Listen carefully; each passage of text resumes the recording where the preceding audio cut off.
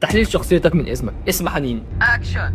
ازيك؟ كله بونو بونو. حنين غالبا بتدي انطباع شخصيه انها حساسه بس مش ضعيفه، بتتاثر بالكلام والتصرفات اكتر ما هي بتبين. ممكن موقف صغير يفضل في دماغها فتره طويله. ذاكرتها العاطفيه قويه جدا. اسم حنين مرتبط بالاشتياق والذكريات. غالبا الانطباع عنها انها من النوع اللي ممكن تفتكر تفاصيل قديمه جدا زي كلمه او موقف او مكان او حتى احساس. مش بتثق بسرعه. ممكن تكون اجتماعيه وعاديه جدا في التعامل، بس الدخول للمنطقه القريبه منها محتاج وقت. لو وثقت في حد فعلا تديه مساحه كبيره في حياتها. بتخبي زعلها احيانا، مش شرط تواجهك في ساعتها لما تتضايق. ممكن تقول عادي، هي اصلا مش عادي خالص. عندها جانب رومانسي واضح كده، مش بالضروره رومانسيه بمعنى العلاقات، بس بتحب التفاصيل اللي فيها معنى. رساله في وقت مناسب، اغنيه مرتبطه بذكرى، مكان فيه قصه. واكبر نقطه ضعف عندها انها ممكن تتعلق بحاجه بعد ما خلصت خلاص، مش بالشخص نفسه بس، ساعات من النسخه القديمه منه او بالذكريات او بكان ممكن يحصل ايه ولو اتخذلت بقى. هنا الشخصيه ممكن تتغير جدا، بدل ما تعمل مشاكل ممكن تبدا تنسحب بهدوء. ولما تلاحظ انها بقت بارده معاك غالبا بتبقى عدت مرحله كبيره جواها اصلا. الجمله اللي بتلخص حنين بقى، بتفتكر كل حاجه حتى الحاجات اللي الناس التانية نسيتها. لو انت حنين قول لنا الكلام ده صح ولا غلط. لو انت او انت مش حنين قول لنا اسمك عشان نحلل الفيديو الجاي. وبس كده.